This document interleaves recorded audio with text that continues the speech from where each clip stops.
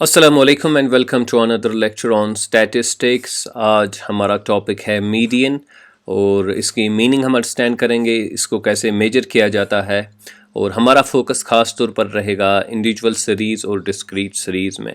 तो जैसा कि आप जानते हैं कि जो मेजर्स ऑफ सेंट्रल टेंडेंसी हैं उनमें हमारा अर्थमेटिक मीन आता है, मीडियन आता है, फिर मोड आता है, ज्योमेट्रिक मीन आता है और हार्मोनिक मीन आता है।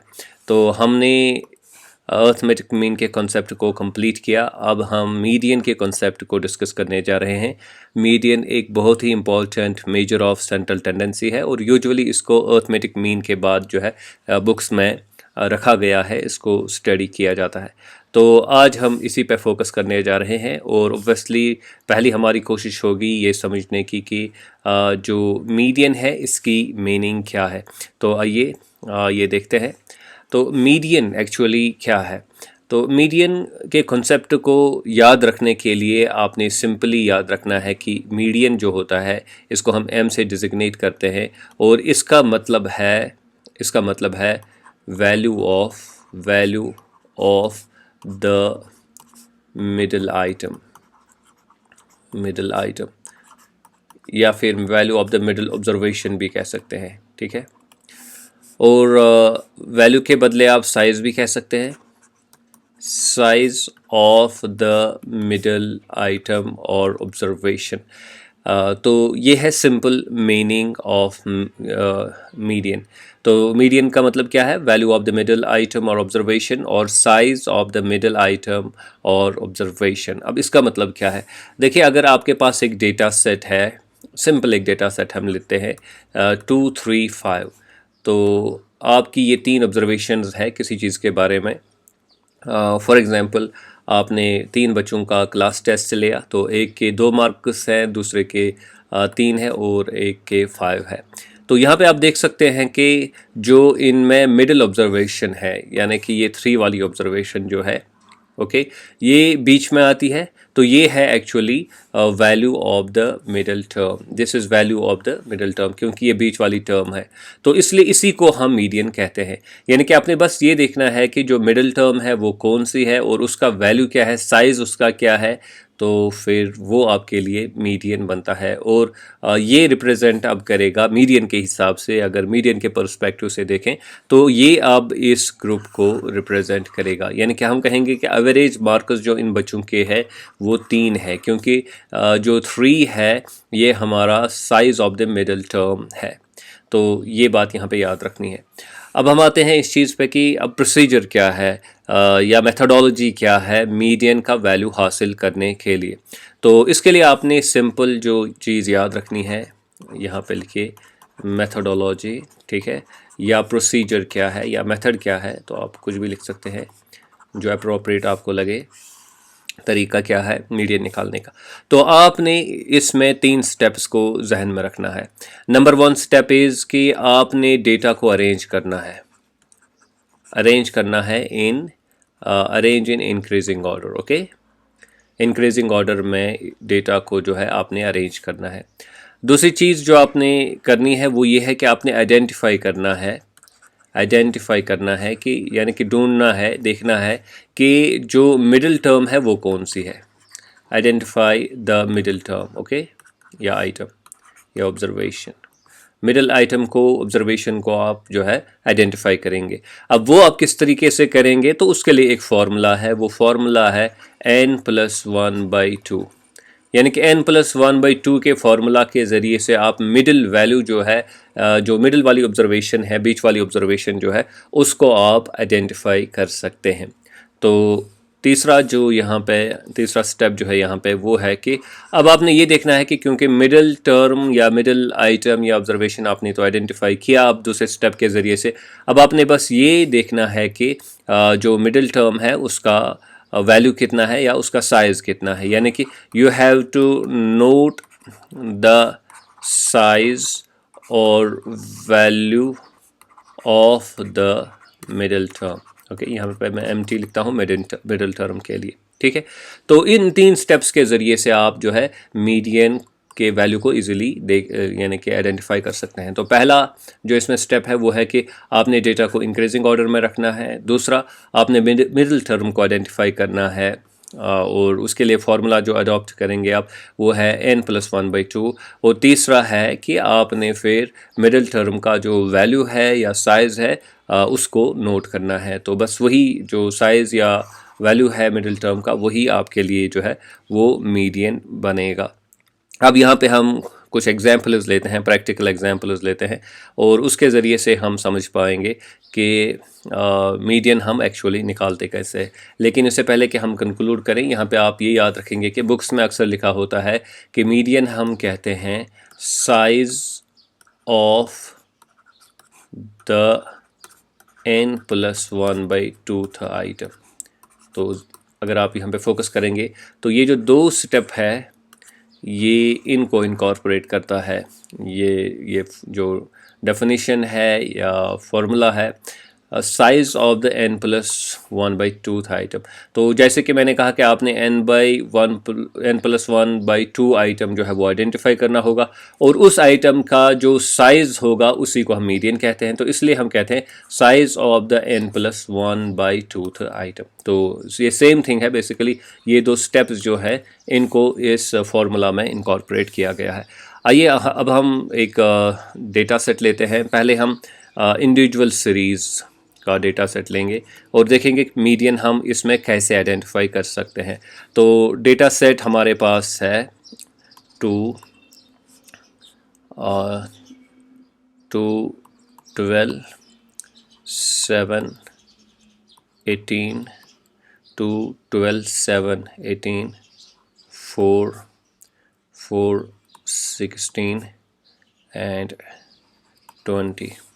तो यहाँ पे अगर आप देखेंगे ये कितने ऑब्जर्वेशंस है, ये है 1, 2, 3, 4, 5, 6 एंड दीज आर 7 ऑब्जर्वेशंस। तो ये जो 7 ऑब्जर्वेशंस आपके सामने हैं, तो अब आपने 3 स्टेप्स के ज़रिए से इसमें से मीडियन को आइडेंटिफाई करना होगा। तो उसके लिए आप क्या करेंगे? तो पहला स्टेप जो हमारा है वो है कि इंक्रीजिंग ऑर्डर में डेटा को रखें। इंक्रीजिंग ऑर्डर में डेटा को रखें। तो चलिए हम इंक्रीजिंग ऑर्डर में इसको रखते हैं। तो पहले आएगा 2, फिर आएगा 4, फिर आएगा 7, 2, 4, 7 और 7 के बाद है यहाँ पे 12, तो 12 भी हो गया। अब 16 और फिर 18 और ये 18 है। अब रहता है लास्ट वन, हो गया 20, राइट। तो ये पहला स्टेप हमारा कंप्लीट हो गया। अब दूसरा स्टेप हमें बताता है कि भाई आप जो है आप n+1/2 आइटम जो है उसको आइडेंटिफाई कीजिए, ठीक है। तो उसके लिए हम क्या करेंगे, हम देखेंगे कि n का वैल्यू क्या है। जैसा कि अभी हमने यहाँ पे देखा कि हमारे पास जो नंबर ऑफ़ ऑब्जर्वेशंस है वो 7 है, ठीक है। तो हम लिखेंगे यहाँ पे 7+1/2, तो वो हुआ 8/2, तो वो हुआ 4। यानी कि हमने ऑब्जर्वेशन नंबर 4 को अभी आइडेंटिफाई करना होगा। ऑब्जर्वेशन 4 को हमने आइडेंटिफाई करना होगा। तो यहाँ पे हम लिखेंगे ऑब्जर्वेशंस की तादाद 1, 2, 3, 4, 5, 6 एंड 7।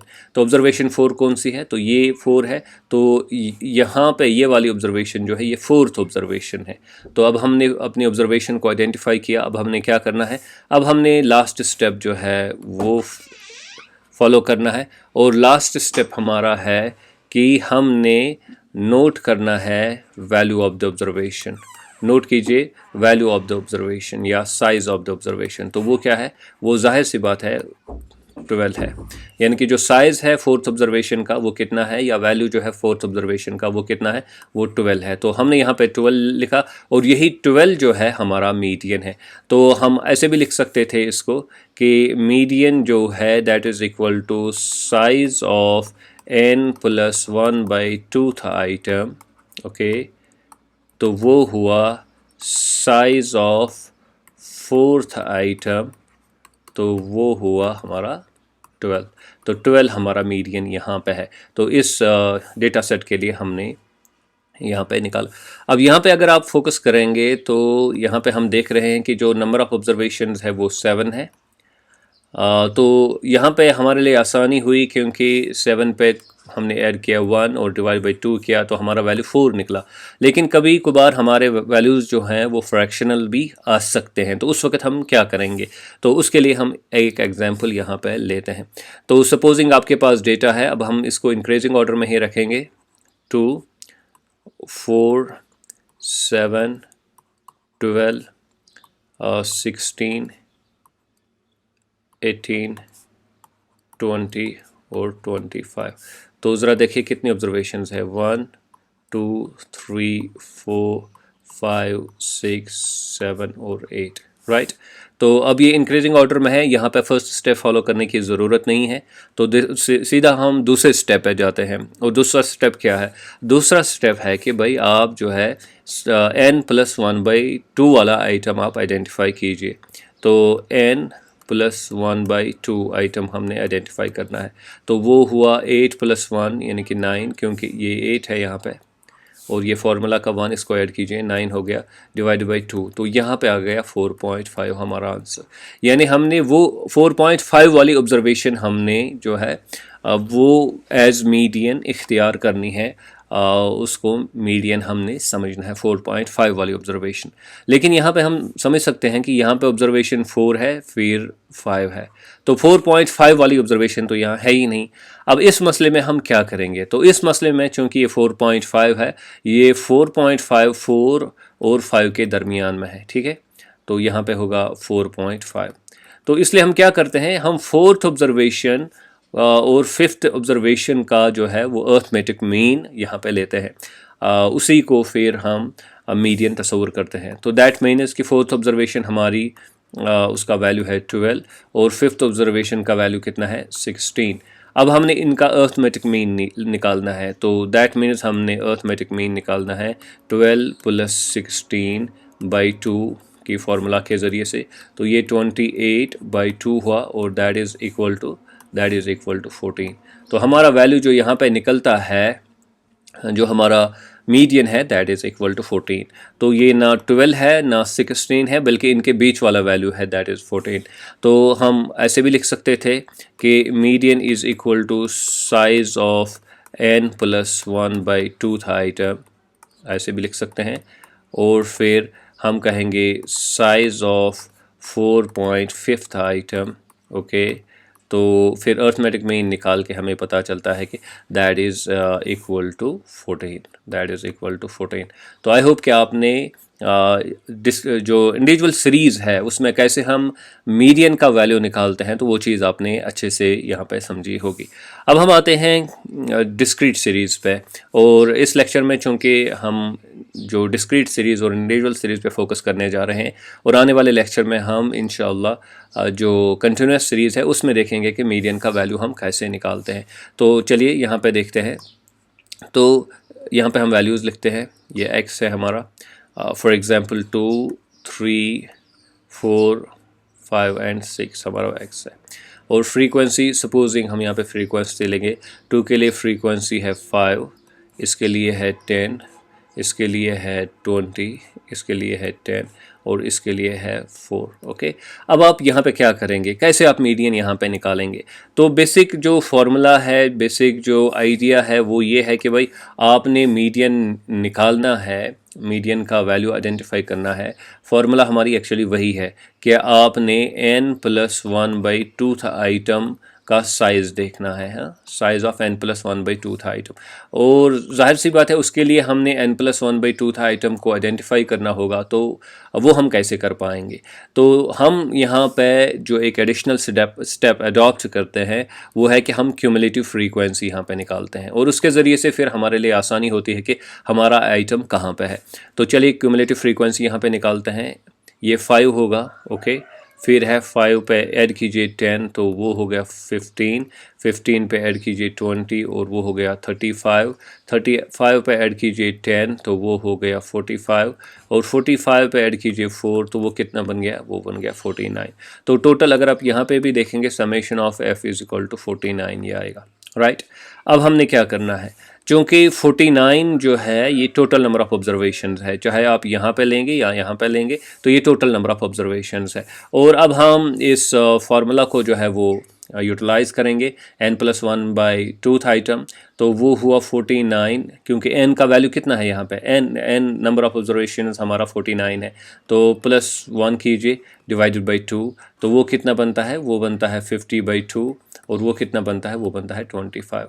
यानी कि हमने 25th ऑब्जर्वेशन को या आइटम को हमने आइडेंटिफाई करना है, और हम अब देखेंगे कि 25th आइटम हमारा कहाँ पे आता है। तो यहाँ पे आप देख सकते हैं कि यहाँ तक तो 5 ही आइटम है, 25th तो यहाँ में इसमें नहीं आएगा, यहाँ पे 15 ही आइटम है तो 25th यहाँ पे नहीं आएगा, यहाँ पे 35 आइटम्स तक हम पहुँचते हैं, तो दैट मीन्स कि 25th आइटम जो है वो इसी में आ रहा है, क्योंकि 15 से यानी कि 16 से 35 तक जो आइटम्स हैं, ओके, वो इस ग्रुप में आते हैं, इस ग्रुप में आते हैं, ठीक है।